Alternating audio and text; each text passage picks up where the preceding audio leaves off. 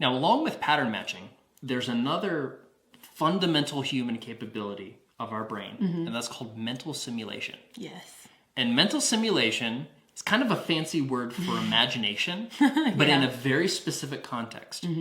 Mental simulation is our ability to take something that we're thinking about doing, and then based on all of the patterns that we've seen, and the database of mental information that we already have stored up in our head, it allows us to actually simulate in advance, before ever doing the thing, it allows us to figure out if that course of action would be good or bad for us. Absolutely. And my favorite example here is imagine jumping into an active volcano.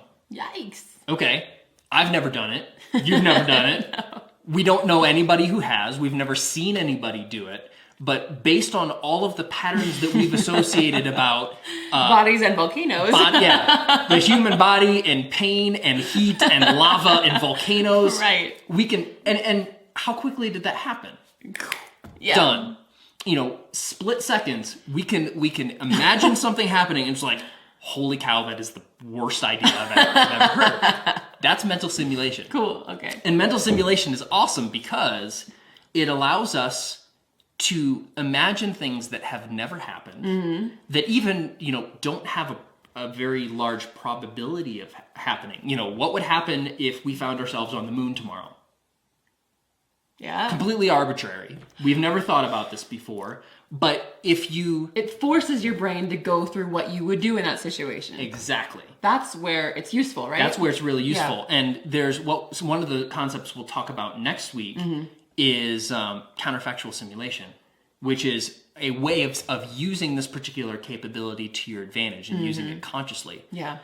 Mental simulation is just the general relationship of we have this ability to do this, which is really wild if you think about it. I mean, you can imagine anything, whether you've done it, whether it's realistic, all this stuff. We have the ability to test out the potential consequences of our actions before ever doing it. And so you can test all sorts of different things without limitation and in advance figure out if it's likely to be good or not. And if it's good, you can do it. And if it's not good, you won't do it.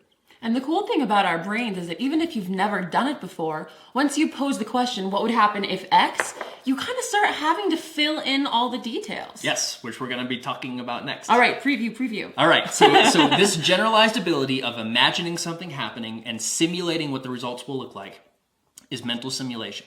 Remember this one. It's really important. We're going to keep coming back to it a lot. Mental simulation.